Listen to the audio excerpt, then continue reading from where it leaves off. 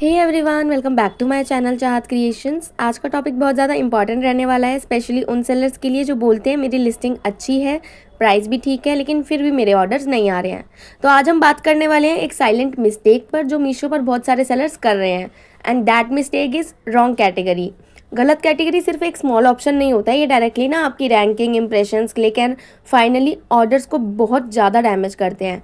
तो आज मैं आपको सिंपल लैंग्वेज में बताने वाली हूँ, समझाने वाली हूँ कि रॉन्ग कैटेगरी का रियल नुकसान क्या हो सकता है और आप इसको किस तरीके से फिक्स कर सकते हो। तो सबसे पहले ना ये समझना बहुत ज़रूरी है कि रॉन्ग कैटेगरी का मतलब क्या होता है। रॉन्ग कैटेगरी का मतलब बिल्कुल भी ये नहीं होता है कि उल्टा प्रोडक्ट डाल दो। बहुत बार प्रोडक्ट रिलेटेड कैटेगरी में भी होता है, लेकिन एग्जैक्ट सब कैटेगरी बिल्कुल गलत होती है। एग्जाम्पल के लिए, अगर टॉय कार को आप किड्स टॉय के इंस्टेड गिफ्ट आइटम्स या स्टेशनरी में डाल देते हो ना, तो ऊपर से देखने में लगता है कैटेगरी तो ठीक है, लेकिन सिस्टम के लिए वो बिल्कुल भी रॉन्ग हो जाती है, गलत हो जाती है। और मीशो का जो एल्गोरिथम है वो कैटेगरी को बहुत सीरियस लेता है, तो ये आप चीज़ ध्यान में बिल्कुल भी रख कर चलना।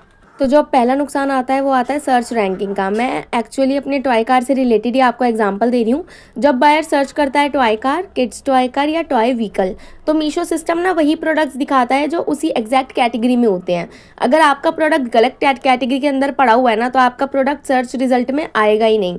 इसका मतलब ये है आपके प्रोडक्ट की विजिबिलिटी बनेगी ही नहीं, वो प्रोडक्ट इनविजिबल हो जाएगा, इंप्रेशंस कम आएंगे, क्लिक्स कम आएंगे, और फिर सेलर बोलते हैं कि मीशो से ट्रैफिक आ रहा है लेकिन ऑर्डर्स नहीं आ रहे हैं। अब जो सेकेंड नुकसान है ना, वो बायर के साइड से होता है। अब वो किस तरीके से होता है मैं आपको समझाती हूँ।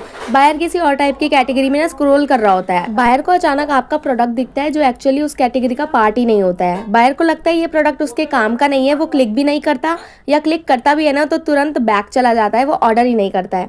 इससे आपका कन्वर्जन रेट जो होता है ना वो गिर जाता है। सिस्टम देखता है कि लोग प्रोडक्ट को ओपन करके कितनी देर तक रुक रहे हैं, कैसे देख रहे हैं। यहीं से जो आपकी रैंकिंग होती है ना वो और भी ज़्यादा डाउन होने लगती है। सिर्फ यही रीज़न है उस चीज़ का।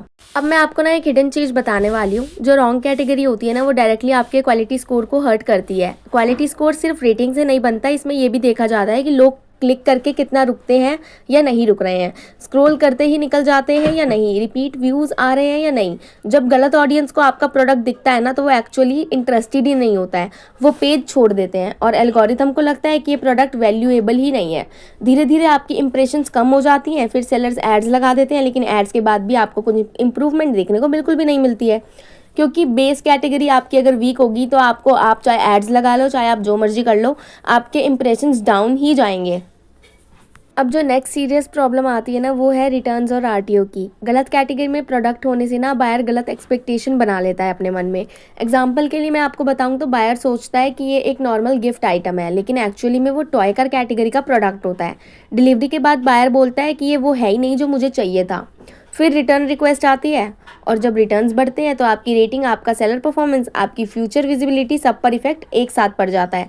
बहुत बार लिस्टिंग्स भी वीक हो जाती हैं इसी चक्कर के अंदर। अब सॉल्यूशन दे रही हूँ, उसको ध्यान से सुन लेना। सबसे पहले मीशो ऐप या पैनल में जाकर ना अपना प्रोडक्ट का कीवर्ड सर्च करो। जो टॉप सेलर्स दिखा रहे हैं ना उनकी लिस्टिंग ओपन करके चेक करो कि उनकी एग्जैक्ट कैटेगरी और सब कैटेगरी कौन सी है। सेम प्रोडक्ट के लिए अलग कैटेगरी एक्सपेरिमेंट बिल्कुल भी मत करना। Second important point, product upload करते वक्त ना एट्रीब्यूट्स को सीरियसली भरना, जैसे material type, age group, usage, pack type. ये सारे एट्रीब्यूट्स ही सिस्टम को बताते हैं कि प्रोडक्ट किस जगह शो होगा। एट दी एंड कुछ फाइनल टिप्स, कभी भी ना सिर्फ फास्ट लिस्टिंग के चक्कर में कैटेगरी गेस मत करना। अगर डाउट हो तो 2 to 3 सिमिलर टॉप प्रोडक्ट्स को क्रॉस चेक करो। अपनी पुरानी लिस्टिंग्स भी चेक कर लो। बहुत बार ना पुरानी लिस्टिंग्स ही पूरे स्टोर की परफॉर्मेंस को डाउन कर रही होती हैं। एक एक करके गलत कैटेगरी वाली लिस्टिंग्स को फिक्स करो। फिक्स करने के बाद 2 से 3 दिन ऑब्जर्व करो कि इंप्रेशंस और क्लिक में इंप्रूवमेंट हुआ है या नहीं हुआ। That's it. तो मैं आज आपको सारी चीज़ें बता चुकी हूँ। अपनी कैटेगरी को प्लीज़ सही से सिलेक्ट करो ताकि आपको आगे जाकर बिल्कुल भी दिक्कत ना आए।